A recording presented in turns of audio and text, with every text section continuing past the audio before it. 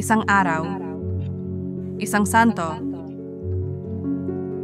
may maligayang pagdating sa channel na nagbibigay pugay sa mga lalaki at babae na nagmarka sa kasaysayan ng simbahan sa buong panahon. Ngayon, 18 ng Enero, ipinagdiriwang natin si Santa Prisca. Kamusta? Si Santa Prisca ay martir para sa kanyang Kristiyanong pananampalataya noong mga unang siglo ng simbahan. Maaaring mag-iba ang eksaktong mga detalye ng kanyang pagpapakasakit ayon sa mga iba't ibang pinagmulan. Siya ay naninirahan sa Roma noong panahon kung saan madalas na inuusig ang mga Kristiyano dahil sa kanilang pananampalataya. Si Prisca ay isang paganong sumampalataya sa Kristyanismo at inilaan ang kanyang buhay kay Hesukristo. Dahil sa kanyang Kristiyanong pananampalataya, inaresto si Santa Prisca at dumaan sa mga pag-uusig.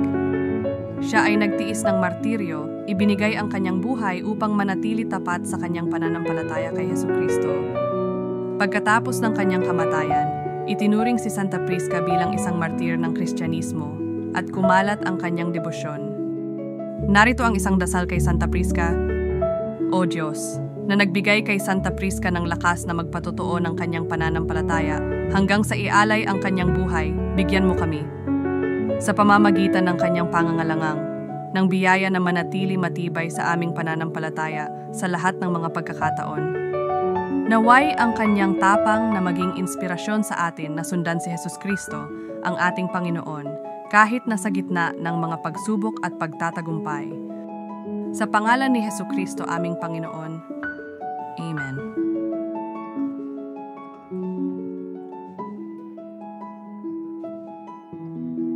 May iba pang mga santo na ipinagdiriwang ngayong araw.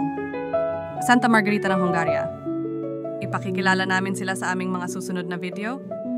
Maligayang pagdiriwang sa lahat ng ipinanganak ngayong araw